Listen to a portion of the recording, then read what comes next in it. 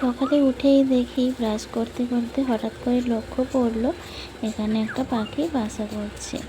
এই পাখিগুলোকে কি পাখি বলে বলো তো? কোকিল পাখি বলে। আর এই পাখিগুলো দেখতে না আমার খুব সুন্দর লাগে। এখানে বাসা বেঁধেছে, ডিম পাড়ছে। এদিকে আমি দুপুরবেলা জানো তো মাকে আনাজ কেটে দিচ্ছি, একা একা রান্না করবে তো, তাই ভাবলাম একটু হেল্প করে দিই। চিংড়ি শাকের চচ্চড়ি হবে আর এখানে ঝিঙে দিয়ে চচ্চড়ি মতো হবে, তাই আমি আনাজগুলো কেটে দিচ্ছি আর মা ওখানে রান্না করছে। আমার তো আনাজ কাটতে বসেই না পাগুলো প্রচণ্ড পরিমাণে ব্যথা করছিল, আর কি পরিমাণে যে গরম লাগছিল সেটা আমি বলতে পারছি না।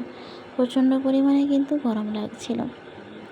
আর এদিকে আমার ভাইঝি বলো আর আমার মেয়ে বলো প্রচণ্ড পরিমাণে আউড়াই করছে, মানে আমি আম খাইছিলি সেই আমটা দেখে প্রচণ্ড পরিমাণে আড়ি করে। আর এদিকে মা রান্না হয়ে গেছে, কী কী রান্না করেছে দেখো একবার। উচ্ছে ভাজা, বেগুন ভাজা, চিকি শাকের চচ্চড়ি, আর এখানে আছে পোস্ত এখনও দিয়ে যায়নি, আর আম সেদ্ধ। সত্যি কথা বলতে আম সিদ্ধটা খেতে কিন্তু আমার খুব ভালো লাগে।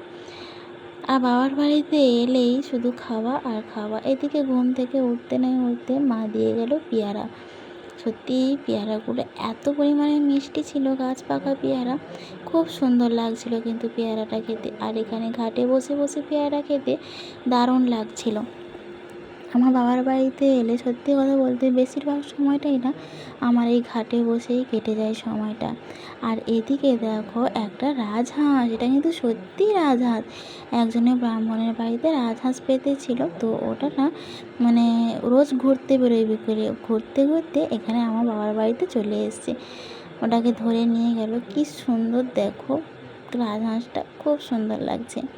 আমার তো দারুণ লাগছে, পুরো বিদ্যা দেবী সরস্বতীর কাছে যেরকম হাঁস থাকে সেই রকমই।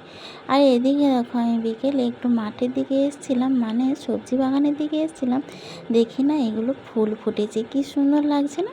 এটা হচ্ছে ওল গাছের ফুল, খুব সুন্দর। এটা করিয়ে এসে সেটা বড় করে ফুটে গেছে। আর এদিকে আবার সন্ধ্যা হতে না হতে আমাকে আবার খেতে দিয়েছে চিড়া ভাজা। আমি চলে যাব, কালকে বাড়ি চলে যাব, আর আজকে আমার বর আনতে এসছে, তার জন্য বলেছিলাম আমাকে একটু কলা মোচার চপ খাওয়াবে। তো বাবার বাড়িতে অনেক কলা গাছ, তো ওখানেই মোচাগুলো হয়েছিল অনেকগুলো, তাই বললাম একটু কলা মোচার চচ্চড়ি করবে, মানে সরি চপ করবে।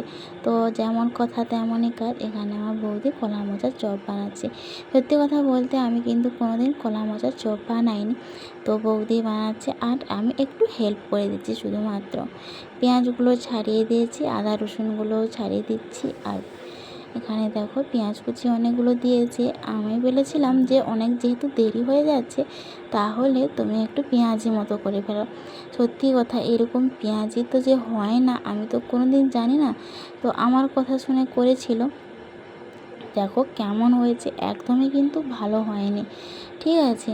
তো তারপরে আবার ওগুলোকে মানে কড়াইতে করে সমড়ি করে এগুলোকে ভাজছি। কী যে কষ্ট হয়েছে সত্যি, শুধু চপ ভেজে উঠতে পুরো 9টা বেজে গেছে, কিন্তু অতটা বাজার কথা নয়। যাই হোক, কষ্ট যেহেতু হয়ে গেছে আর মানে ভুল যেহেতু হয়ে গেছে, কিছু তো করার নেই। তো ভুলের মাসুদ আমি আর আমার বৌদি করছি, আর মা সেদিকে রান্না করছে গেছে, আর আমরা কিন্তু এখানে বৌদি আর আমি মিলে উনুনেই করছি। আমি এখানে চাপটা করে দিচ্ছি, বেসন মাখিয়ে দিচ্ছি, আর বৌদি সেখানে টপ টপ করে ভাজছে। সত্যি বৌদি যেটা বলছিল নাকি ওগুলো ভাজা মশলা দিলে আরও স্বাদ লাগতো, তার জন্য নাকি আজকে সেই রকম একটা টেস্ট হয়নি। তো আমি এখানে চপ আর শসা দিয়ে মুড়ি খেতে থাকি, আর তোমরা কিন্তু অবশ্যই চ্যানেলটা সাবস্ক্রাইব করে পাশে থেকো। দেখা হচ্ছে পরের ব্লগে। সবাই সুস্থ থেকো, ভালো থেকো।